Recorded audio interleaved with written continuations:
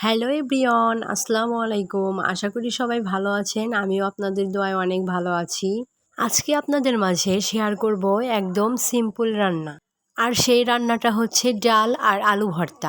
আর আমরা বাঙালিরা ডাল আর আলু ভর্তা খেতে খুবই পছন্দ করি। আমরা 2 দিন মাছ মাংস খেলে মনে হয় একটু ইউনিক খাবার খাই। তার জন্য আজকে রান্না করে খেলাম ডাল আর আলু ভর্তা। এই তো ডালটা ফুটে গেছে, এখন ডালটা নামিয়ে নেওয়া হবে। আর ডাল সোমবার দেওয়ার জন্য এখানে রসুন থেতলিয়ে নেওয়া হচ্ছে।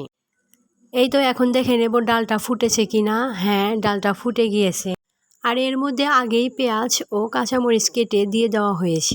এই তো ডালটা নামিয়ে নিয়ে এর মধ্যে লবণ দিয়ে দিলাম, একটু হলুদের গুঁড়া ও একটু ধনিয়া গুঁড়া দিয়ে দিলাম। তারপরে এখন ডালটা নাড়াচাড়া করে মিশিয়ে নিব। আর হ্যাঁ, এর মধ্যে আগে জিরা, অল্প পরিমাণে আদা ও অল্প পরিমাণে রসুন দিয়ে বেটে এর মধ্যে দিয়ে দেওয়া হয়েছে।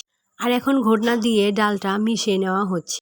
আর আমরা এটাকে ঘোটনাই বলি, আপনারা কি বলেন কমেন্টে অবশ্যই জানাবেন। আর এখন ডালটা সোমবার দেওয়ার জন্য কড়াইয়ের মধ্যে পেঁয়াজ দিয়ে একটু নেড়ে এর ভিতরে তেল দিয়ে দিলাম। তেল দেওয়ার পর আরেকটু নেড়ে নিলাম। তারপরে এর মধ্যে 2টা শুকনা মরিচ ছোট ছোট টুকরো করে এর মধ্যে দিয়ে দিলাম। এই তো থেতলানো রসুনগুলো এর মধ্যে দিয়ে ভালো করে নাড়াচাড়া করে নিলাম। তারপরে এর মধ্যে গোটা জিরেগুলো দিয়ে দিলাম। গোটা জিরে দিয়ে আরেকটু নাড়াচাড়া করে নিলাম যাতে পুড়িয়ে না যায়। তারপরে এর মধ্যে 2টা তেজপাতা দিয়ে দিলাম। তারপরে এই তো ডাল এর ভিতরে ছেড়ে দিলাম। তারপরে পুরো ডাল কড়াইয়ের মধ্যে ঢেলে একটু ভালো করে নেড়ে নিলাম। এই তো ডাল রান্না হয়ে গেছে। এখন পাতিলের মধ্যে ডাল বেড়ে নিলাম। এখন আলুগুলো আমি ছিলিয়ে নিব। আলুগুলো ছিলানো হয়ে গেছে। এই তো ভাতের চাউল ধুয়ে আমি কুকারে তুলে দিয়েছি, এর মধ্যে আলুগুলো দিয়ে দিলাম।